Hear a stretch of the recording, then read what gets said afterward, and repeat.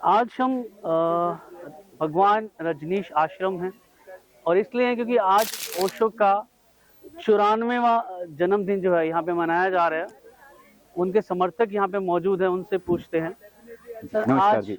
आज ओशो का जन्मदिन सेलिब्रेट किया जा रहा है, हाँ जी। क्या कहना चाहेंगे? कब से आप यहाँ पे? देखिए, मैं पिछले 2010 से मैं जुड़ा था, मुझे 15 साल हो गए। जब मैंने फर्स्ट टाइम मेडिटेशन किया ओशो का, इट वाज ब्रिलियंट। मैं एक ट्रोमा से गुजर रहा था, मुझे उससे बाहर निकलने में बहुत मदद मिली। तब मैंने लगातार मैं ऑन ऑफ सेशन कर ही रहा हूँ। अलग अलग जितने भी ओशो आश्रम हैं सभी अच्छे हैं, तो जहाँ भी मुझे अवसर मिलता है मैं आश्रम में जाता हूँ और वहाँ कहीं 3 डेज के प्रोग्राम, कहीं 6 डेज के प्रोग्राम होते हैं और सभी मित्र बहुत ही वंडरफुली, मैनेजमेंट अच्छा होता है और बहुत ही हम कह सकते हैं कि जो मुझे मतलब स्ट्रेस फ्री लाइफ जीने का एक अवसर मिलता है, उससे मेरी फोकस बढ़ता है और मेरी प्रोडक्टिविटी बढ़ती है और मैं एक स्वस्थ जीवन जी पा रहा हूँ। क्या कुछ खास है आज के दिन यहाँ पे? क्या लगा आपको? आप पहले भी ऐसे जो समारोह होते रहे होंगे, आज के इस जन्म दिवस जो मनाया जा रहा है, एक भव्य नज़ारा यहाँ देखने को भी मिल रहा है, तो कैसे देखते हैं इसको? मैं आज की मेरी आप मुझसे पूछेंगे, देखिए हर बर्थडे जब जो परम गुरु ओशो से जुड़ा है, उसकी चेतना से जुड़ा है, उसके निराकार रूप से जुड़ा है और ये खासकर शाम का समय है वो बहुत ही गोल्डन है, क्योंकि खुद परम गुरु ओशो ने कहा है कि जहाँ कुछ मित्र मुझे शाम को 7 बजे के लगभग याद करेंगे पूरे हृदय से, तो मैं वो मेरी दिव्य उपस्थिति का एहसास कर पाएंगे। तो अभी जस्ट हम ध्यान समाधि के सेशन से निकले हैं, तो उनकी दिव्य उपस्थिति का मुझे एहसास हुआ। आप पूछ रहे हैं कि खास क्या मुझे मिला? मुझे मिला कि मैं इम्पटी माइंड को तो जानता ही था कि हम अपने माइंड को इम्पटी कर सकते हैं, बट मुझे ये इनसाइट मिली कि हम अपने हृदय को भी इम्पटी कर सकते हैं। मतलब ध्यान का मतलब मैं एक अलग लेवल से समझ पाया। ये तो मुझे समझ में आ ही गया था कि शरीर के पार, मन के पार, भावनाओं के पार, विचारों के पार उस निर्विचार अवस्था में ठहरना ध्यान है। बट आज मुझे समझ में आया कि हृदय के जब आप पार उठते हो तो इस पूरी कायनात से आप जुड़ पाते हो। और ये आज क्वांटम साइंस भी इस बात को मानती है कि एक तितली भी अपने पंख फड़फड़ाती है तो कहीं ना कहीं किसी न किसी गैलेक्सी में जल आ जाता है। तो हमारे विचार, यदि हम विचारों के पार उठ पाते हैं और हृदय की भावनाओं के पार उठ पाते हैं, तो आप एक गहन शांति का अनुभव करते हैं, आनंद का अनुभव करते हैं, जिन्होंने भारतीय ऋषियों ने जिसको ब्लिस कहा है, जिसका कोई अपोजिट वर्ड नहीं है। तो आज मेरी इनसाइड ये है कि मैंने इम्पटी हार्ट मेडिटेशन किया है और उस भावनाओं, क्योंकि देखिए संसार लेबल दे देता है। चलिए, आज ओशो जी का जन्मदिन है, अच्छे से मना रहे हैं लोग। आपने ध्यान की बात करी, ओशो की विचारों की बात की। अगर आज ओशो होते तो आप क्या सवाल पूछते हैं? मैं देखिए ऑनेस्टली बताऊं, लगभग क्वेश्चन उनके सानिध्य में बैठ, जो उनका मौन है उसको मैं फील करता। क्वेश्चन पूछने की आपने बात कही है, तो मैं उनसे एक चीज जरूर समझता कि जो समाज हमें बिलीफ दे देता है, हम किसी के बेटे हैं, किसी के हस्बैंड हैं, और हमारी एनर्जी टुकड़ों में बढ़ जाती है। तो मैं उनसे जरूर पूछता कि मैं जो मेरी सेल्फ इमेज बिल्कुल कभी कभी किसी मेरी ऊर्जा, मेरी जो थॉट है, या मैं कहूँ कि मैं बहुआयामी लाइफ जी रहा हूँ, उसको मैं सेंट्रलाइज कैसे करूँ, कैसे मैं अपने साक्षी चैतन्य के साथ एक खूबसूरत जीवन जी सकता हूँ। तो मैं ये उनसे जरूर पूछता। बाकी उनके मौन का मजा लेता, उनके चरणों में बैठता और जो उनका मौन है उनकी ऊर्जा को मैं महसूस कर पाता। अभी मैं निराकार रूप से जुड़ा हुआ हूँ उनसे। मैं क्या, हर साधक जो भी डीप मेडिटेशन करता है उसकी निराकार ऊर्जा को महसूस करता है। तो चलिए, यहाँ पर और भी साधक आप देख सकते हैं, काफी तादाद में लोग यहाँ पर ओशो के जन्मदिन में शरीक होने के लिए यहाँ पहुंचे हैं, उनका जन्मदिन सेलिब्रेट कर रहे हैं। तो और भी अन्य लोगों से पूछेंगे क्या आज के दिन खास और क्या कुछ यहाँ पर देखने को मिल रहा है। हम रजनीश ध्यान मंदिर में हैं, तो और साधक हैं हमारे साथ जुड़े हुए, उनसे जानने की कोशिश करेंगे। आज ओशो का जो है जन्मदिन जो है यहाँ पे सेलिब्रेट किया जा रहा है, बहुत लोग आए हुए हैं, जैसी रौनक है। तो क्या कहना चाहेंगे, आज के दिन क्यों इतना खास आपके लिए? जय ओशो। रजनीश ध्यान मंदिर में हर बार सेलिब्रेशन ओशो बर्थडे का होता है और ओशो तो मेरे लिए भगवान है। मैं 12 साल की उम्र से ओशो से जुड़ी हुई हूँ। अच्छा, और तो अभी आपकी उम्र क्या है? अभी मैं 65 साल की हूँ और मैंने ओशो के अलावा और कुछ जाना ही नहीं, और ये मेरा दुर्भाग्य कहे या सौभाग्य कहे। कि ओशो से हम मिल नहीं पाए, लेकिन स्वामी शैलेंद्र सरस्वती में मुझे ओशो दिखते हैं। छोटे भाई भी हैं उनके, तो झलक एक उनमें दिखाई देती है। उनकी ऊर्जा दिखती है मुझे। और हम सभी यहाँ पे ओशो का जन्मदिन मनाने के लिए यहाँ पे एकत्र हुए हैं। और ओशो के शिष्य नहीं कह सकते हम, यहाँ पे सब ओशो के प्रेमी ही हैं, क्योंकि ओशो ने कभी अपने को गुरु कहा ही नहीं ना। हमारे स्वामी शैलेंद्र जी कहते हैं अपने को गुरु, पैर छूने लगो तो पीछे भाग जाते हैं। तो उन्होंने एक नई परंपरा शुरू की कि हम मित्र हैं, मित्रता की परंपरा। जो बुद्ध ने कहा था, मैत्रेय शब्द बोला था, तो उस परंपरा को ओशो ने आगे बढ़ाया। और हमारे लिए ओशो हमारे माता पिता, भाई, गुरु, मित्र सभी कुछ है। अच्छा, 12 साल से आप ओशो को मानती हैं, उनके विचारों पर, उनकी दिखाई हुई राह पर चल रही हैं। अगर आज ओशो होते तो आप उनसे क्या पूछते, क्या सवाल करते, क्या क्वेश्चन होता उनसे? कोई सवाल नहीं है, सारे सवाल ओशो को पढ़ते सुनते। 12 साल की उम्र में सिर्फ पापा की अलमारी से बुक्स निकाल के मुल्ला नसरुद्दीन के चुटकुले ही पढ़ते थे। और उनको पढ़ते पढ़ते कब आगे पीछे भी पढ़ने लगे, पता नहीं चला। और जब तक समझ बुद्धि खुली तक कोई प्रश्न ही नहीं रह गया, क्योंकि सारे प्रश्नों के उत्तर तो वो दे ही देते हैं। अच्छा, ओशो की कोई एक ऐसी बात जो आपके दिल के बहुत करीब हो? वो मैं अपनी एक अनुभव है जिसे मैं शेयरिंग करना चाहती हूँ, क्योंकि ओशो से मैंने प्रेम किया, लेकिन मेरी शादी जल्दी हो गई। मेरे ससुराल वालों ने परमिशन नहीं दिया, तो ओशो को सुनना भी अलाउड नहीं था, पढ़ना भी अलाउड नहीं था, लेकिन ध्यान करने से तो कोई नहीं रोक सकता। तो जिस दिन ओशो ने शरीर छोड़ा है 19 जनवरी 90 को, तो उस दिन मुझे रात में ओशो ने अपना दिव्य स्वरूप दिखाया। और उन्होंने ये कहा कि मैं जा रहा हूँ, फिर आऊंगा और तुम्हें अपने साथ ले जाऊंगा। और सुबह जब हम सो के उठे, जब पहले तो टीवी चैनल इतने थे नहीं, जब टीवी खोली गई, जब आया समाचार, तो जब मैंने देखा तो मुझे बहुत रो लगा और बहुत रोए। उस समय मुझे नहीं समझ में आया था। और मेरे 2011 में मेरे हस्बैंड ने अपना शरीर छोड़ा है उसके जून में, और उसके पहले 6 महीने पहले प्रतापगढ़ में ओशो धारा का कैंप लगा था। मुझे ओशो के अलावा और कुछ पता भी नहीं था। तो हम उस कैंप में गए और वही लेके गए मुझे, और मैंने दीक्षा ले लिया उनको बिना बताए, उन्होंने कुछ बोला भी नहीं। और वो मुझे जोड़ कर गए ओशो से, और 6 महीने बाद उन्होंने शरीर छोड़ दिया। और तब से हम ओशो से जुड़ गए। और फिर जब आश्रम अलग अलग हुआ तो हम फिर अपने आप स्वामी जी के साथ आ गए, क्योंकि हम ओशो के नाम पे ही गए थे, और इसीलिए गए थे कि वहाँ ओशो के भाई हैं। नहीं तो मुझे पूना के अलावा कुछ पता नहीं था। जी जी। तो आप पूना की बात कर रहे हैं, ये भी रजनीश ध्यान मंदिर कहलाता है, उन्हीं की जैसे आश्रम वैसे है, वैसे ही यहाँ पर भी देखने को मिल रहा है। तो आज के दिन क्या खास है, या इस आश्रम में कैसा एहसास होता है, क्या यहाँ पर क्रियाएं कराई जाती है, कुछ क्या करवाते क्या यहाँ पे? यहाँ पे वो ध्यान कराया जाता है, और जो ओशो ने ध्यान कराए हैं उन्हीं ध्यानों को कराया जाता है। और इतनी सरल विधियां कराई जाती हैं, और इतनी गूढ़ होती हैं, देखने में तो सरल होती हैं लेकिन इतनी गूढ़ होती हैं कि हम बहुत जल्दी ही ऊपर चढ़ जाते हैं। आपकी फेवरेट विधि कौन सी है? मेरी फेवरेट विधि हमने विपस्सना शुरू में किया, लेकिन अभी तो मुझे सब फेवरेट लगती है, मुझे कुछ नहीं लगता।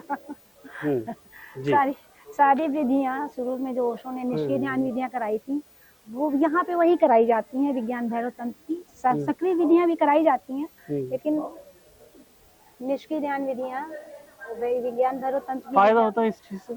बहुत ज्यादा फायदा होता है। अब मुझे तो बहुत ज्यादा फायदा हुआ। जी बिल्कुल, आपको फायदा, तभी इतने सालों से आप जुड़े हुए हैं। तो चलिए आगे, बहुत सारे और अन्य साधक यहाँ पर है, काफी दूर दूर से लोग यहाँ पर आए हुए हैं, उनसे भी जानने की कोशिश करेंगे कि आज एक तो ओशो का जन्मदिन है, क्यों खास है उनके लिए, और क्या कुछ ओशो की लाइफ का और उनकी लाइफ का कनेक्शन है, ये जानने की कोशिश करते हैं।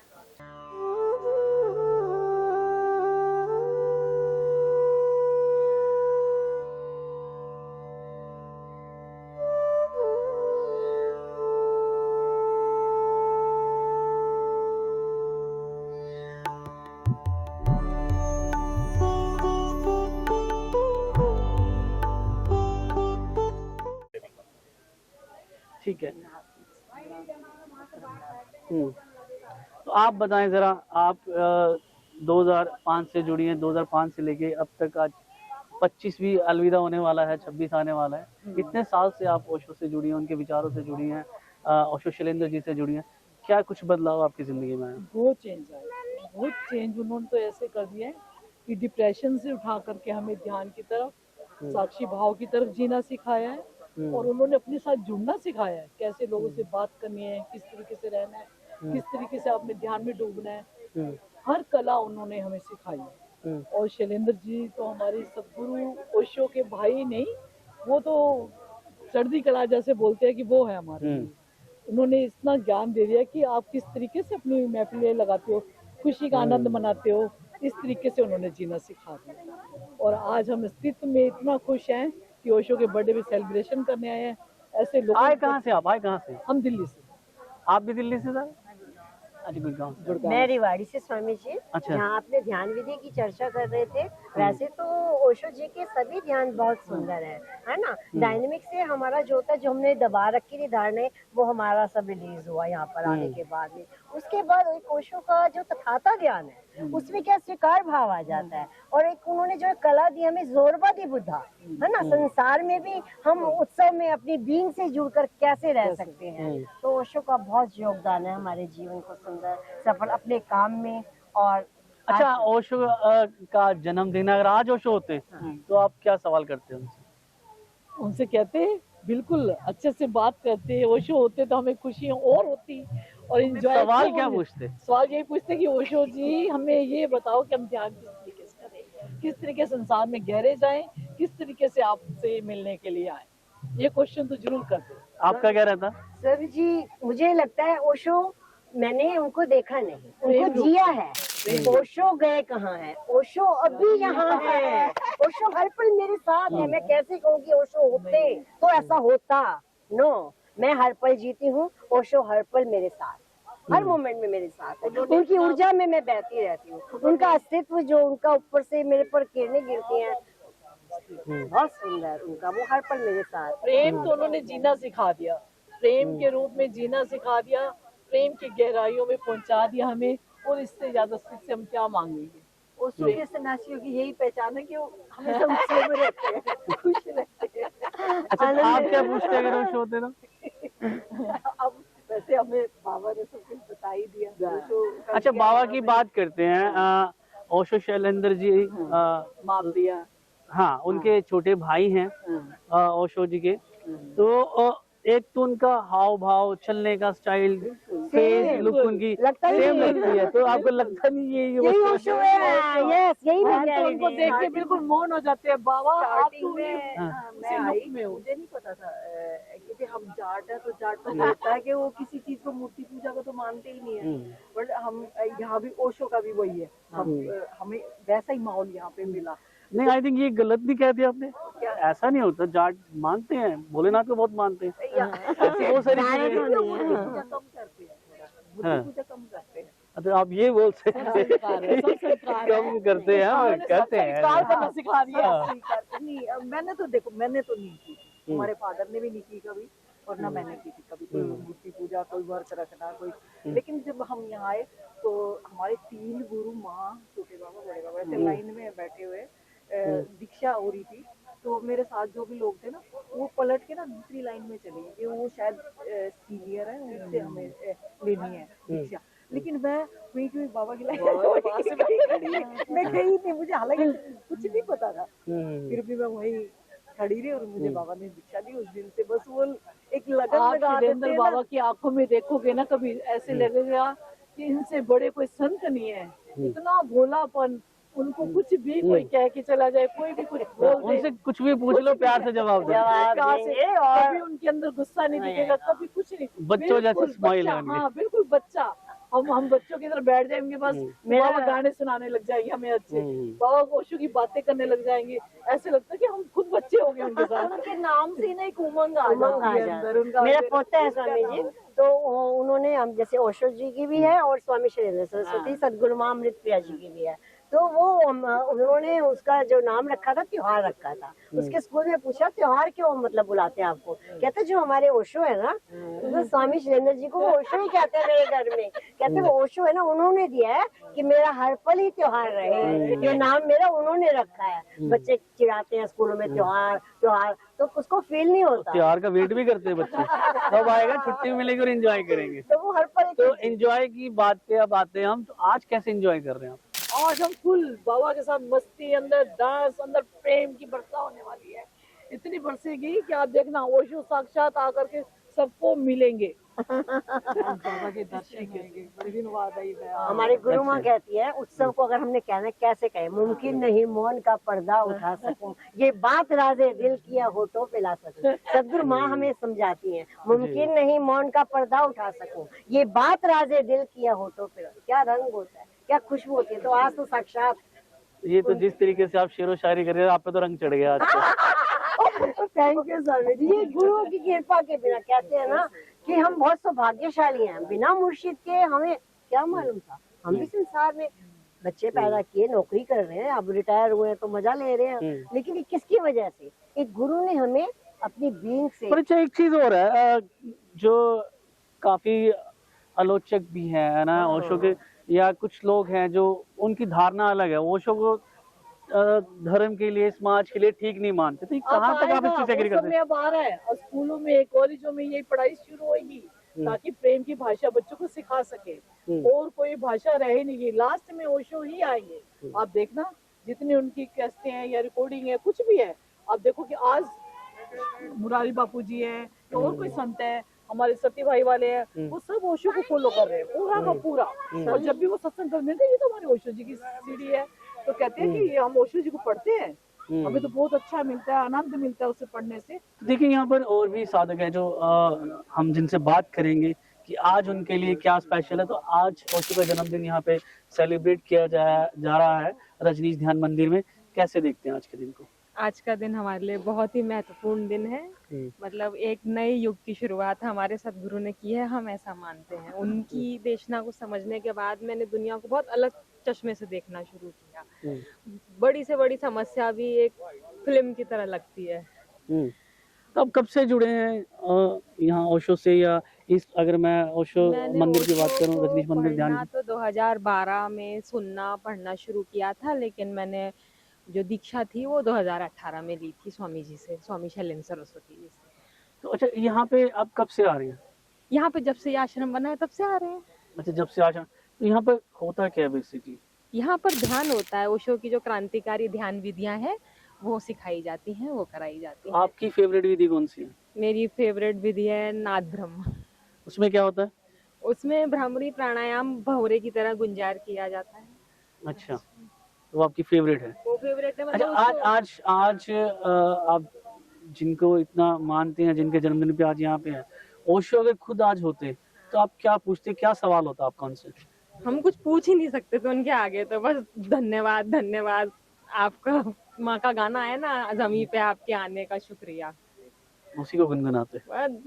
धन्यवाद अहोभाव में ही झुक जाते। ओशो के सामने कोई कुछ क्या कह पाता, हम कुछ बोल ही नहीं सकते। तो अच्छा दे दिया उन्होंने, मौन कर दिया हमको। जी। तो कुछ लोग जो हैं उनकी धारणा ओशो को लेके बिल्कुल अलग है। वो ओशो को समाज के लिए बेहतर नहीं मानते थे, उनकी सोच अलग थी कि नहीं ये शायद समाज के लिए खतरा है, या आलोचक है जो उनके खिलाफ बोलते हैं। उनको आप कैसे देखना चाहेंगे, क्या कहना चाहोगे उनके बारे में? एक्चुअली वो लोग समझ नहीं पाए ओशो को, जो मेरी नजर कहती है, उन्होंने समझा नहीं। ओशो ने बोला ऊर्जा एक है, उसे राम में लगा लो या काम में लगा लो, तो वो लोग समझ नहीं पाए। एक्चुअली उस ऊर्जा का खेल जो है ना, वही ओशो ने हमें अपनी डायनामिक विधियों के द्वारा बताया, एक्टिव पैसिव विधियां दोनों के थ्रू बताया, जिससे जब ऊर्जा सहस्रार पे जाती है तो वो अपने आप स्वतः काम करती है और शांति, मौन, प्रेम, आनंद अपने आप आता है। तो जो लोग नहीं समझ पाए आए यहाँ पर। अच्छा, मैंने एक चीज देखी अभी अंदर, जैसे ध्यान क्रिया जो चल रही है, ध्यान क्रिया बोलते हैं शायद, जो भी साधना बोलते हैं आप लोग, तो उसमें मैंने देखा लोग बहुत इंजॉय कर रहे हैं, नाच रहे हैं, गा रहे हैं, कोई रो रहा है, हंस रहा है। तो ये कैसा फील होता है जब ये चीज आप लोगों के साथ होती है? ये भी कोई विधि होती है या बस वैसे ही? डायनामिक विधि है जिसमें हम कैथार्टिक हो जाते हैं और अपने अंदर की जो भी दबी हुई भावनाएं हैं उनको निकालते हैं, तो क्या होता है कि बहुत हल्के हो जाते हैं। तो सब हल्के होने से ही बहुत शांति आ जाती है। यही एक विधि है उनकी, तनाव से मुक्ति मिल तनाव जाती से है। मुक्ति मिल जाती है। बस वही है, हाँ। जिंदगी में आनंद मिल जाए और अच्छे से हम अपना संसार चला सके, बस वही चाहते हैं। तो वो सब यहाँ मिल जाता है हमें। अच्छा, ओशो की कोई एक ऐसी बात जो आपको दिल के बहुत करीब हो, जो आपको बहुत अच्छी लगती है? ओशो की एक बात, उन्होंने ध्यान और प्रेम पे बात करी है, वो मेरे को बहुत अच्छी लगती है कि ध्यान हमें अंदर की यात्रा कराता है और प्रेम अगर हम बाहरी सब दुनिया को देते हैं तो हमें पंख लग जाते हैं और हम उड़ने लग जाते हैं। तो ये ध्यान और प्रेम की जो बात करी है वो मुझे बहुत अच्छी लगती है। बहुत बहुत शुक्रिया आपका। Thank you. तो और भी यहाँ पर लोग हैं, क्योंकि भारी संख्या में यहाँ लोग आए हुए हैं, ओशो का जन्मदिन सेलिब्रेट कर रहे हैं, साधना में लगे हुए हैं, तो काफी जो है एंजॉय कर रहे हैं इस पल को, इस घड़ी को। तो और भी हमारे साथ साधक जुड़ रहे हैं, हम इनसे ही पूछना चाहेंगे। सर, सबसे पहले तो आप टोपी जो ले रहे, क्या आप हिमाचल से हैं क्या? नहीं, मैं हरियाणा से हूँ। हाँ। और हिमाचल से क्या पूरी पृथ्वी से मेरा नाता रहा है जी। तो आज के दिन को कैसे देखते हैं? आज आप यहाँ आए हैं, या ओशो से आप जुड़े हैं, कब से जुड़े हैं? या मैं स्वामी शैलेंद्र जी की बात करूं, इनसे कब से आपका परिचय है? ऐसा है, मैं बेसिकली आज से 22-23 साल पहले पुणे आश्रम में गया था और वहीं से जो वाइब्स है, वहीं से जो प्रेम है ओशो का, उस प्रेम ने जो है ना हमें खींचा है और हम ओशो के प्रवचन सुनते हैं, ध्यान करते हैं। वैसे भी मैं योग और ध्यान में लगभग 30-32 सालों से कर रहा हूँ काम। तो ओशो ने जो पूरे संसार को जो क्रांति दी है या जो ध्यान दिया है, जो आडंबर से रहित उन्होंने किया है और जो मुखौटे उतारे हैं, वो ऐसा किसी ने नहीं उतारे। और जो रियल अपने आप से स्वयं से जुड़ने की जो कला, जो आर्ट जो ओशो जी ने दी है, वो आज तक कोई दे नहीं पाया। इतने सालों के बाद भी लाखों लाखों लोग जो है ना ओशो को आज याद करते हैं और उनकी वाइब्रेशंस को महसूस करके अपने जीवन को जो है जीवंत बना रहे हैं। तो एक नई ओशो धारा में प्रवेश करते हुए मनुष्य। और वहीं कुछ लोग तो उनके आलोचक हैं, उनकी आलोचना करते हैं कि ओशो जो है समाज के लिए ठीक नहीं थे, या उनकी बातें या उनके विचार समाज के विरुद्ध है। बात कही कि मैंने एक शब्द का प्रयोग किया, संभोग से समाधि। मैंने हजारों किताबें लिखी, उन पे एक किताब पे भी चर्चा नहीं हुई, परंतु एक किताब लिखी संभोग से समाधि। पर उन्होंने क्या कहा, जब नाभि से नीचे जाती है तो वासना है, जब नाभि से ऊपर आती है तो हमारा प्रेम है, और ऊर्जा का जब ऊर्ध्वारोहण होता है तो हम समाधि की ओर पहुंचते हैं। उन्होंने सिंपल बात कही, और हम उस सारे तत्वों से जुड़े हुए हैं, तो बुराई क्या है? तो वो कहते हैं कि हम मन का जो मैल है उसको निकालकर हम समाधि की ओर अग्रसर हों, और यदि मन में कचरा भरा है तो पहले उसको निपटाओ भाई। पहले फ्रेश हो जाओ, रिफ्रेश हो जाओ, और अपने जीवन को जो है ना यदि आनंद से जीना है तो पहले मन की जो शुद्धि है वो होगी, और वो होगी जब आप यदि मन में वो है तो उसको पूरा। अच्छा, स्वामी शैलेंद्र जी के बारे में क्या कहना चाहेंगे? उनको आप किस तरीके से देखते हैं? ओशो के छोटे भाई भी हैं, दिखते भी लगभग वैसे ही हैं, उनके बात करने का लिहाजा भी वैसा ही है, बड़ी क्यूट सी स्माइल रखते हैं अपने फेस पे। उनके बारे में क्या कहना चाहेंगे? कहाँ तक रिलेट करते हैं ओशो से और उनको? देखिए, उनके भाई हैं तो उनका देखिए डीएनए का भी संबंध है, दूसरा उनका सानिध्य मिला है तो उसका भी उनका असर है। जो वाइब्रेशन वाइब्स, यदि आप हंसते हुए हो तो मुझे हंसा सकते हैं, यदि ओशो से मिले हैं तो उनका वाइब्रेशन उनके पास आया है। यदि आपका फेस मलिन है, दुखी है, तो आप मुझे दुखी कर सकते हैं। तो ओशो ने यही कहा है कि संसार में हमें जो है ना नृत्य और ध्यान करते हुए योगियों की जरूरत है, ना कि हमें जो है ना मन मलिन किए हुए या जो ना संकुचित लोगों की हमें जरूरत नहीं है। जो नृत्य और उत्सव के अंदर आनंद ले सकता है, ऐसे योगियों की, ऐसे ध्यानियों की हमें जरूरत है। तो शैलेंद्र जी की ऊर्जा जो है वो निश्चित तौर पर। क्या कभी आपने उनसे कोई बेबाक सवाल किए?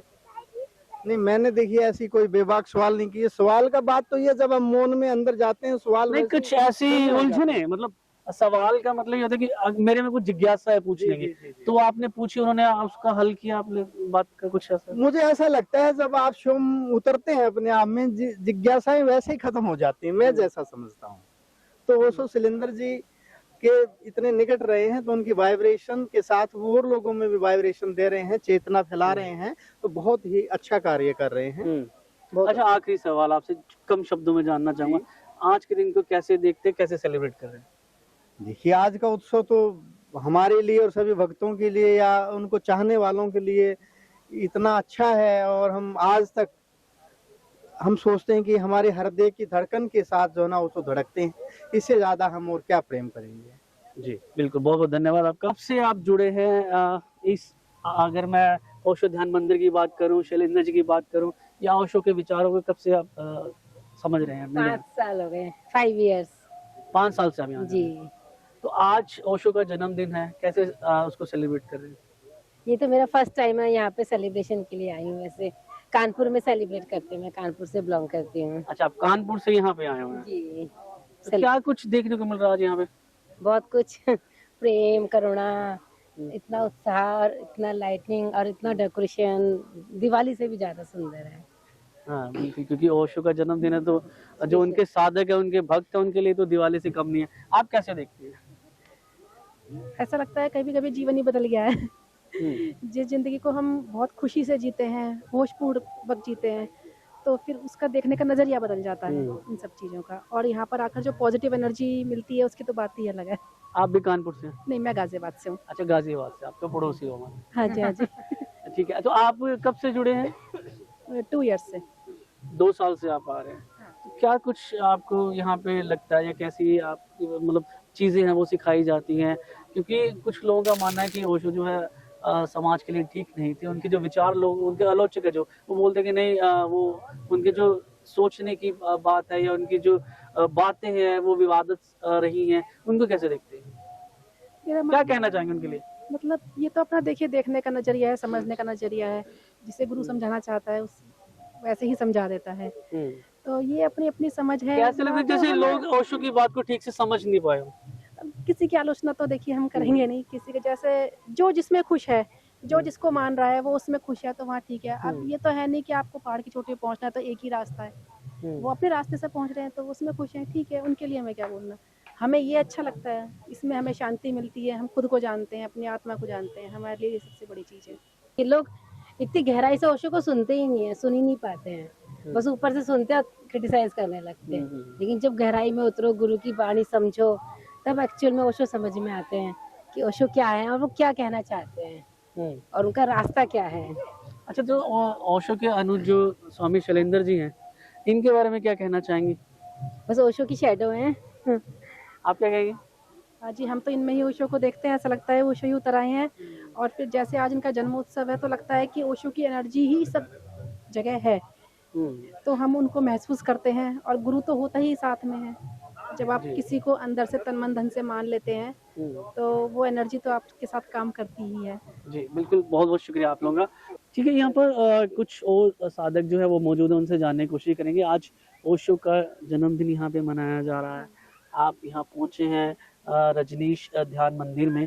कैसा अनुभव रहा आपका और क्या कैसे सेलिब्रेट कर रहे? बहुत अच्छा अनुभव। यहाँ आने के बाद तो सब भूल ही जाते हैं। मतलब घर का कुछ याद नहीं रहता। बहुत आनंद, बहुत सुखमय समय जाता है जो यहाँ जाता है। मतलब ये है कि ओशो का जन्मदिन है तो ये ज्यादा मतलब खुशी की बात है हमारे लिए। वैसे तो हम आते हैं कभी, वहाँ पे गाजियाबाद में सेंटर है, वहाँ भी हम। अच्छा, आप गाजियाबाद से? हाँ जी। आपके मित्र और भी थे गाजियाबाद के? वो सारे हम एक साथ ही आए हुए हैं। अच्छा। तो ये संडे टू संडे जाते भी हैं। तो कब से जुड़े, कब से हैं आप? मुझे तो 2 साल हो गए हैं, 2-2.5 साल। मतलब जानती तो मैं काफी टाइम से, मेरे हस्बैंड जानते हैं। मेरी शादी नहीं हुई थी तब से, पर मैं थोड़ा ज्यादा। आपने लेट पकड़ा। हाँ। तो आप क्या कहेंगे, आप कब से हो? ये मेरी बेटी, मैं इनकी बेटी। अच्छा, ये कभी कभी आती है तो मैं कभी कभी मम्मी के साथ आती हूँ। आपने टाइम से ज्वाइन कर लिया? हाँ, ठीक वो है। हमारी दीदी हैं, उन्होंने हमें ज्वाइन करवाया। मतलब साथ में उन्होंने दिखाया कि भाई चलो चलते हैं, तुम्हें मिलाते हैं ओशो से। तो उनके थ्रू ही मैं आई हूँ। तो आप भी पहली बार आए, तो कैसा लग रहा है आपको यहाँ पे आके? अच्छा लगा है यहाँ पे आके। कैसे सेलिब्रेट आपने साधना ज्वाइन के अंदर जो सिखाते हैं, मेडिटेशन वगैरह किया, कुछ जैसे उन्होंने बताया वैसे मेडिटेशन किया। तो क्या कैसा फील किया? बहुत अच्छा। कोई ऐसी बात जो ओशो की आपके बहुत दिल के करीब हो? आप दोनों से मैं सवाल करूंगा। कोई ऐसी बात जो आपको यहाँ तक खींच लाई हो, आपको लगे यार ये बात बहुत अच्छी है उनकी, जो लगे कि हाँ इसने मेरे दिल के पास घर कर लिया बात? अपनी जिंदगी अपने तरीके से जीनी, किसी के तरीके से नहीं। कोई हमें बताएगा हमें ऐसे करना है या हमें ये करना है, हमें जो अच्छा लगेगा हम वो करें। और आप? सेम नहीं होना चाहिए। सेम ही होगा क्योंकि मैं तो उन्हीं के साथ आती हूँ तो मुझे इतना पता नहीं। ठीक है, तो अब इनसे ही बात करते हैं। काफी टाइम से कैमरा लेके खड़े हुए हैं हमारे साथ ही। तो आप कब से आ रहे हैं यहाँ पे? सर ये मेरा फर्स्ट टाइम है, मैं ओशो जी के आश्रम में पहली बार आई हूँ। अच्छा, तो फॉलो कब से कर रही है?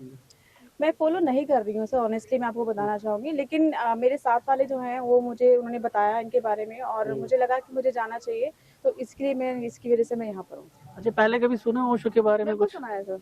और इनके जो अनुज हैं ओशो स्वामी शैलेंद्र सरस्वती जी, नहीं उनके बारे में नहीं सुना मैंने। मिले हो उनसे आप? नहीं सर, मैं अब मिलने वाले हो शायद उनसे, तो आपको लगेगा शायद ओशो ही, मुझे लगता है ऐसा। पर्सनली मैं उनसे 2-3 बार मिल चुका हूँ, 2-3 बार मैंने उनका इंटरव्यू भी करा। मुझे तो ओशो जैसे ही फील होता है उनका, कि वैसी उनका फेस, चलने का बॉडी लैंग्वेज और वो सारी चीजें वैसी ही लगती है। तो आज जो बाकी जो पूरा दिन यहाँ पे कार्यक्रम रहा, अंदर आपके वो जो उन्होंने क्रिया वगैरह करवाई हैं या जो साधना वगैरह हुई, वो सब ज्वाइन किया आपने? ज्वाइन किया था सर, काफी अच्छा लगा। और उनके विचार भी हैं कि मतलब अपनी लाइफ को अपने तरीके से जियो, एंजॉय करके जियो लाइफ को।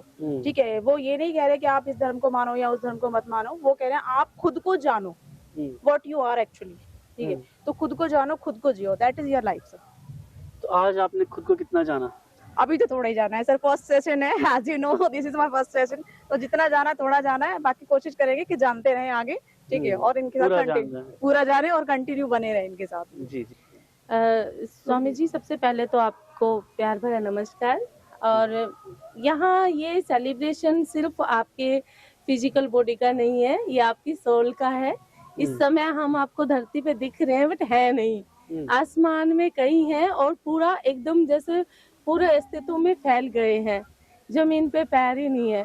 क्योंकि जब आप साधारण प्रेम भी करते हो तो भी हम कहीं ना कहीं बहुत आगे निकल जाते हैं, लेकिन अगर आप दिव्य प्रेम में हो, सदगुरु आपको चुन लेते हैं, इससे बड़ी बात दुनिया में कोई नहीं है। अच्छा, कब से आप कब से आ रही हैं यहाँ पे? कब से ओशो को फॉलो कर रही हैं? ओशो को 2013 से। अच्छा, काफी लंबे समय से। 2013 से फॉलो किया है मैंने, उनको जिया है, मैंने उनको आत्मसात किया है, मेरे अंदर भी है वो। मुझे I love Osho, my life is Osho. Osho के बिना जैसे कुछ है ही नहीं, हम पूरी तरह से ओशो में। ठीक है, अब आप इतनी बात बोल रहे, इतनी बड़ी बात आपने कह दी है, तो मैं ये बताइए कि ओशो की ऐसी कौन सी बात है जो आपके दिल में इतना घर कर चुकी है? ओशो की कोई एक बात ऐसी नहीं है जो सबसे करीब, जो आपको लगा कि हाँ ये मेरे दिल को छू गई बात।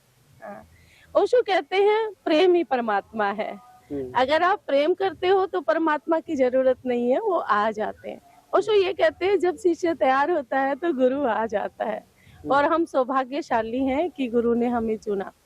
कहते हैं एक संत से किसी ने पूछा कि आप कितना लकी हो कि आपको भगवान प्यार करते हैं। संत ने कहा नहीं नहीं नहीं नहीं, ये कोई बात है, भगवान से तो सभी प्यार करते हैं, बस असली बात ये है कि भगवान मुझसे प्यार करते हैं। मैं भगवान को प्यार करूँ ये बड़ी बात नहीं है, कि सभी करते हैं, लेकिन भगवान मुझसे प्यार करते हैं, ये बहुत बड़ी बात है। आपने संत की बात की, भगवान की बात की, ओशो को कैसे देखते हैं, संत या भगवान? ओशो ना संत है ना भगवान है, वो यूनिवर्स है, वो एक एनर्जी है, एक वर्ल्ड वाइड एनर्जी है जिसको आप फील कर सकते हो। अगर आप सेंसिटिव हो, वो यहाँ भी है। अगर आप अच्छा, यहाँ भी है से हम ये पूछते हैं, अगर आज उनका जन्मदिन भी है, हाँ। अगर यहाँ पे सच में आज वो होते, हाँ। तो आपका क्या सवाल उनसे होता, क्या सवाल पूछते हैं उनसे? देखिए स्वामी जी, सवाल जवाब तो सब जब हम पहली बार आते हैं तभी पूछते हैं, उसके बाद सवाल होते ही नहीं है, निरुत्तर होते हैं, जवाब भी नहीं चाहिए, सवाल भी नहीं चाहिए। सारे सवाल, सारे जवाब, सारे तर्क सब धो दिए उसने, अब कुछ नहीं है, अब अंदर बाहर बस अस्तित्व है। होते तो सिर्फ देखते रहते हैं। देखते रहते हैं। और अब बाबा भी हैं जो अब आपने बाबा जी का जिक्र किया, तो मैं इनके बारे में जानना चाहूंगा। स्वामी शैलेंद्र सरस्वती जी, इनके बारे में आपके क्या विचार हैं, इनको कैसे देखते हैं? मैं अगर मुझसे पूछो तो मैंने, देखो मेरा जन्म हुआ 1983 में, और मैंने ओशो को इस जन्म में कम से कम नहीं देखा, लेकिन अगर ओशो हो ठीक, और हाँ है, अभी भी है, बाबा सेम हूबहू उतनी करुणा, उतना ही प्रेम, उतनी ममता, उतना अद्भुत व्यक्तित्व है बाबा का। जब चलते हैं तो लगता है कि बुद्ध चल रहे हैं, जो नाचते हैं तो लगता है चैतन्य प्रभु आ गए हैं। सारे संत इनमें समाये हुए हैं, बस आपकी सेंसिटिविटी चाहिए। ओशो के बाबा- छोटे भाई भी हैं, उनके अनुज भी हैं। हाँ, अनुज भी हैं, बट उससे भी आगे कहीं ना कहीं वो संबुद्ध है, वो बुद्ध है। जी। बुद्ध होना कहीं बड़ी बात है। जी, बहुत अच्छी बात आपने बोली। अब और भी जो है यहाँ पर लोग आए हुए हैं, ओशो के जन्मदिन यहाँ पर आप देख सकते हैं कितने भव्य तरीके से जो है मनाया जा रहा है, सेलिब्रेट किया जा रहा है, लोग एंजॉय कर रहे हैं। तो आप बताइए कि आज का दिन आपके लिए कितना खास है? बहुत खास है, क्योंकि आज ओशो का है जन्मदिन, धरा पे उत्सव मनाने का है आज दिन। आज परम गुरु ओशो जो इस जमीन पे उतरे, हम सभी साधकों के लिए एक प्रेम, एक उत्सव भरा जीवन कैसे जिया जाता है वो हमने सीखा है परम गुरु से। कब से जुड़े हैं आप ओशो से? 2008 से। 2008 से जुड़े हैं, तब से फॉलो कर रहे हैं उनको। हाँ जी। सबसे अच्छी बात क्या लगती है आपको ओशो? उत्सव और लाइफ ऑफ पीस क्या होता है, यानी जीवन जीने की कला जो यहाँ सीखते हैं हम, वर्तमान में रहना और उस वर्तमान में रह के स्वयं को भी याद कर पाना, उस वर्तमान के क्षण को भी जी पाना, ये सबसे मुझे अच्छा लगा। जो यहाँ पे साधना कराई जाती है, विधियां सिखाई जाती हैं, सबसे फेवरेट विधि, सबसे अच्छी विधि आपको कौन सी लगती है? वैसे तो dynamic meditation is a very best, क्योंकि वो उससे अच्छा कुछ है ही नहीं। होता क्या उसमें? उसमें 5 चरण कराए जाते हैं। पहले अपनी पूरी ब्रीदिंग को निकाला जाता है, पूरा अपने सस्पेंशन निकाला जाता है जोर श्वासों से। उसके बाद अंदर के जो भी हमारे विचार, जो भी भाव होते हैं, उसको हम जिब्रिश कह ले, अपने अंदर के विचार जैसे भी आपको निकालने हैं वो निकालिए। उसके बाद जो हु का मंत्र होता है, जो लास्ट हु का होता है, वो जो हमारी नाभि पे चोट करता है, वो सबसे बेस्ट होता है। उस हु के मंत्र से हम स्वयं से जुड़ पाते हैं, जो हमारी नाभि पे चोट करता है। उसके बाद आप एकदम शांत बैठ जाइए। उसके बाद आप मेडिटेशन के बाद अब जब हम निकलते हैं तो ऐसे लगता है कि सब रुक सा गया। इट्स अ लाइफ, यही जीवन है, मैं क्या हूँ और मैं कौन हूँ ये पता पड़ता है। अच्छा, ओशो के बहुत सारे आलोचक भी हैं, उनके आलोचना भी करते हैं, उनको समाज के लिए, धर्म के लिए खतरा भी कई लोगों ने बोल दिया था। क्या आपको लगता है कि ओशो की बात को ठीक से समझ नहीं पाए लोग? बिल्कुल समझ नहीं पाए, पर अब वो समय चला गया। धीरे धीरे आप सब भी देख रहे हैं, एक एक करके जो संत लोग आ रहे हैं, सब बोलते ओशो की बात थे, लेकिन स्वीकारा अब उन्होंने है। इसका मुख्य प्रमाण घुमा के, लेकिन अब मुख्य प्रमाण जो मुरारी बाबूजी इस वक्त कर रहे हैं, उन्होंने पूरे संतों को सिखा दिया कि जो ओशो बोल रहे हैं वो ही है।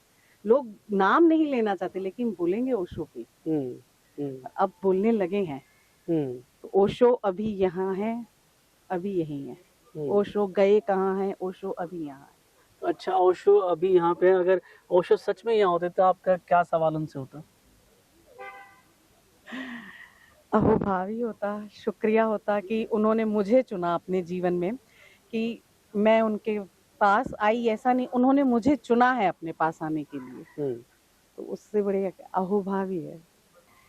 बहुत कम चेतनाएं ऐसी होती हैं जब पूरी प्रकृति उत्सव मनाती है। ओशो, कृष्ण, बुद्ध, ऐसी ही चेतनाएं हैं। ओशो न केवल स्वयं को इस दुनिया में एक क्रांतिकारी के रूप में स्थापित करते हैं, बल्कि साथ ही साथ लोगों की चेतनाओं को खुद ऊपर उठाते हैं, अपने विचारों से, अपने ज्ञान से, अपनी समझ से। ओशो के बारे में मुझे एक शेर याद आता है कि अच्छे बुरे की तुमको खबर दे के जाऊंगा, पत्थर को बोलने का हुनर दे के जाऊंगा, यारों मैं उस जमाने का संग तरास हूँ, पत्थर को बोलने का हुनर दे के जाऊंगा। अच्छा, ओशो एक बात कहते थे कि जो सत्य है उसका अनुभव स्वयं करना पड़ता है, सत्य को स्वयं अनुभव करके जानना पड़ता है। आप किसी किताब से या किसी धर्म से सत्य को नहीं पहचान सकते। इससे कितना आप एग्री करते हैं? आपके होने को आप ही पहचान सकते हैं, कोई दूसरा उसको फील नहीं कर सकता। ओशो कहते हैं कि सत्य तो एक ही होता है, लेकिन उसकी प्रतीति जो है डिफरेंट वे में होती है, अलग अलग तरीके से होती है। सत्य को अगर जानना है तो तुम्हें स्वयं में ही स्थित होना पड़ेगा और स्वयं ही उसको जान सकते हो, कोई दूसरा आपके लिए वो काम नहीं कर सकता। जिसके लिए उन्होंने बहुत सारी ध्यान विधियां दी हैं, जिसमें बहुत खूबसूरत ध्यान विधि डायनेमिक, अभी आपको माने बताई। डायनेमिक के बाद है विपस्सना, जिनको ब्रह्मनाद पसंद है वो ब्रह्मनाद भी कर सकते हैं। और ओशो कहते हैं कि साक्षी भाव में होश पूर्वक रहते हुए जीवन का आनंद लेना ही सच्ची प्रार्थना है। तो आप ओशो से कब से जुड़े हैं, कब से फॉलो कर रहे हैं, या इस आश्रम से कितना पुराना आपका नाता है?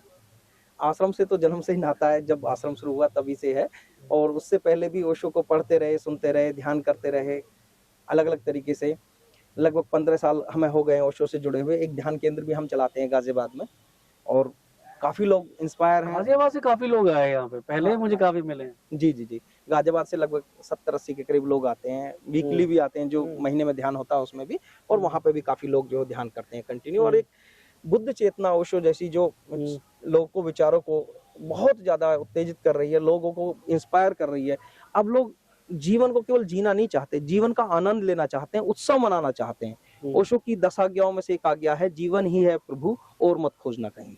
तो जीवन को वो कहते हैं कि इसी को सेलिब्रेट करो, इसी में सब कुछ आपको मिल जाएगा। अब जब आप आनंदित होते हैं तो ये समझ लीजिए कि परमात्मा आपसे मिलने आ गया। ओशो पे कई आरोप लगे हैं, बहुत सारे आलोचक भी हैं, बहुत सारी धारणाएं जो है लोगों को उनको लेके, इस पे क्या कहना चाहेंगे आप? जिसका कोई दुश्मन न हो, वो व्यक्ति पैदा हुआ और नहीं हुआ बराबर होता है।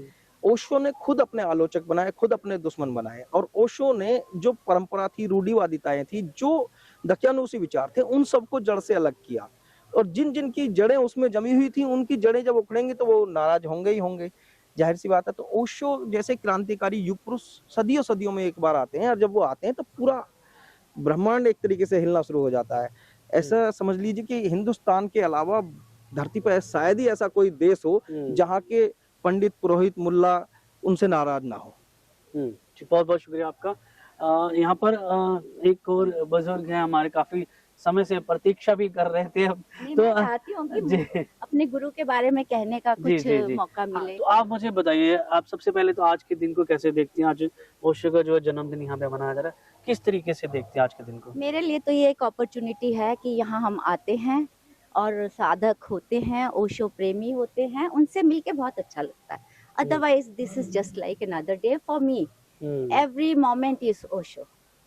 ओशो की कोई एक ऐसी बात जो आपको सबसे ज्यादा प्रभावित करती हो, या जो सबसे खूबसूरत उनकी कोई कहानी, कोई बात, कोई ऐसी चीज जो आप हमारे साथ शेयर करना चाहें? मैं कहूँगी जो मेरे लिए सबसे यूजफुल रही वो ये कि ओशो ने हमें सही मायनों में सेल्फ सफिशिएंट बना दिया। ओशो कहते हैं कि जो आप ढूंढ रहे हो वो तुम्हारे पास है, और जिसकी तुम रक्षा कर रहे हो, करते फिर रहे हो, अपने पद की, अपनी धन की, अपनी दौलत की, उसकी रक्षा करने की, वो रक्षा करने लायक नहीं है। और जो वास्तव में रक्षा करने लायक है, तुम्हारा अपना होना, तुम्हारा चैतन्य, उसकी रक्षा करने की जरूरत नहीं, वो तुमसे कोई छीन नहीं सकता। तो एक ये बात है जो हमें इतने कॉन्फिडेंस से भर देती है, वी आर सेल्फ सफिशिएंट। मेरे लिए आपने एक बात पूछी, वरना तो बहुत सी बातें हैं। कब से जुड़े हैं आप ओशो से या ओशो की विचारधारा से? 1990 में उनकी एक बुक छपी थी, from sex to superconsciousness. तो मेरी एक फ्रेंड खरीद के लाई किसी फेयर से, आउट ऑफ क्यूरियोसिटी। उन्होंने मुझे बोला आप पढ़ो। मुझे कोई ऐसी क्यूरियोसिटी भी नहीं थी, पता नहीं क्या हुआ, सौभाग्य था कि मैंने किताब पढ़नी शुरू की और पढ़ डाली। जबकि मैं वर्किंग थी, मेरे बच्चे छोटे थे, टाइम नहीं होता था। फिर सर उसके बाद मुड़कर देखना नहीं हुआ। एक के बाद एक ओशो की पुस्तकें मैं पढ़ती गई और मेरे सवालों के उत्तर मिलते गए।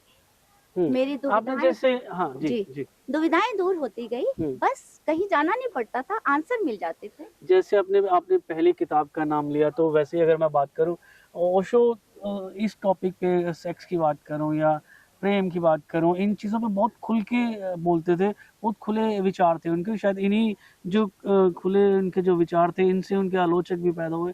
कुछ लोग उनको अब समाज के लिए, धर्म के लिए भी ठीक नहीं मानते थे। क्या कहना चाहेंगे ऐसे आलोचकों के लिए? हाँ जी, ऐसा है, ओशो के आलोचक वही हैं जिनका सबसे पहले सेक्स के बारे में बायस था। ओशो तो इतने बोल्ड थे, उन्होंने सेक्स की खुल के बात की। And I think Osho was the biggest psychologist.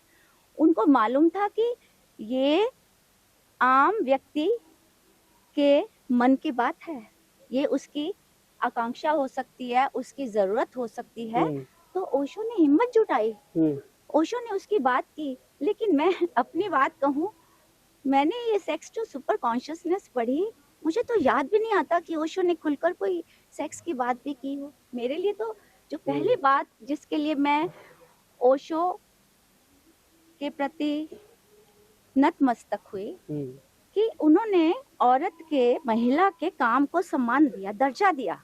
Osho ने कहा कि पुरुष पुल बना लेगा, जहाज बना लेगा, एक बच्चा वो नहीं पाल सकता। तो जो स्त्री बच्चा पैदा करती है और उससे कहीं ज्यादा बच्चे को पाल के बड़ा करती है, वो बहुत बड़ा काम है और सम्मानीय है। तो सर क्या हुआ कि मैं खुद जेंडर बायस से जूझ रही थी। मैं वर्किंग थी, लेकिन नॉर्मली हमें हमारी फैमिलीज में बायस होता है। लेकिन ओशो की ये बातें सुनने के बाद मेरे मन में अपने प्रति सम्मान पैदा हुआ।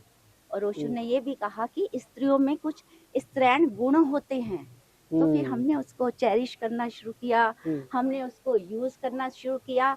और फिर आनंद और उत्सव और प्रेम में तुम देना सीखो, मिल जाएगा ईश्वर। मतलब एक गुरबाणी में, गुरु ग्रंथ साहब में एक पंक्ति आती है, कुर्बान जाऊं उस वेला सुहावी जित तुमरे द्वारे आया। तो मैं जब जब ओशो की पुस्तक पढ़ती, किसी प्रश्न का स्वतः ही उत्तर मिलता, तो बस पुस्तक खोल के जहाँ ओशो का चित्र होता था, स्वतः ही सर झुक जाता कि कुर्बान जाऊं उस वेला सुहाई कि जिस दिन ओशो से मेरा जुड़ना होगा। अच्छा, एक छोटी सी आप शब्दों में, कम शब्दों में मतलब अपना जवाब देना कि जिस तरीके से आप बात कर रहे हैं, या जिस तरीके से ओशो के जो खुली बातें थी सेक्स को लेकर, इन चीज़ों को लेकर, क्या सेक्स शब्द सुनते ही हिंदुस्तान में लोगों का दिमाग में कुछ गलत फहमियां पहुंच जाती हैं? सेक्स की एजुकेशन की कमी को लेकर ऐसा इनके साथ, मतलब ऐसी सोच है कई लोगों की, जिनकी सोच है। ऑलरेडी मैंने बोला in the very beginning sir, मैंने बोला कि बायस है ना, ऑलरेडी डरे हुए हैं अंदर से, उनके कुछ चोर है। तो ओशो ने तो यंगस्टर्स को अपने पास बुलाना था ना, तो एक साइकोलॉजिस्ट क्या करेगा? किसी बच्चे को, मैं भी एक टीचर हूँ, अब मैं रिटायर्ड हूँ, तो मुझे पता है कि मैथ्स भी पढ़ाना है तो मैं चुटकुले से पढ़ाऊंगी, कोई ऐसा टॉपिक ढूंढूंगी जिसमें बच्चा इंटरेस्टेड हो। तो ओशो ने सेक्स की बात की और दाद है उनकी हिम्मत को। उन्होंने अपने दुश्मन पैदा किए, पर उनको क्या दुश्मनों से लेना देना। आज के टाइम में कहीं ना कहीं आपको लगता नहीं कि सेक्स एजुकेशन कम से कम भारत में अब पढ़ाने शुरू कर देनी चाहिए बच्चों को, क्योंकि बहुत कम नॉलेज है। स्कूलों में पढ़ाई जाती है, स्कूलों में पढ़ाया भी जाता है, किस लेवल पे मुझे इसका नहीं मालूम, लेकिन यस लोग ओपन हो रहे हैं, क्योंकि ये जरूरी है, क्योंकि ये एक ऐसी मुसीबत है, बच के भागेंगे तो शायद वो ज्यादा ग्रिप में लेगी। तो बहुत बहुत शुक्रिया आपका, थैंक यू सो मच। तो आपने देखा यहाँ पर जो साधक आए हुए हैं, उनके जो विचार हैं ओशो के प्रति, या अगर मैं बात करूँ उनके जो अनुज स्वामी शैलेंद्र सरस्वती जी के, और जो ओशो की विचारधारा से जुड़े, क्या किस तरीके से वो सोचते हैं, और जो यहाँ पर साधना या क्रियाएं कराई जाती हैं, उनको कितना उनका जो है प्रभाव उनके जीवन पर पड़ा, और कैसे आज ओशो का जन्मदिन वो सेलिब्रेट कर रहे हैं, कितना बड़ा दिन है आज उनके लिए, किस तरीके से वो इस जन्मदिन को मना रहे हैं।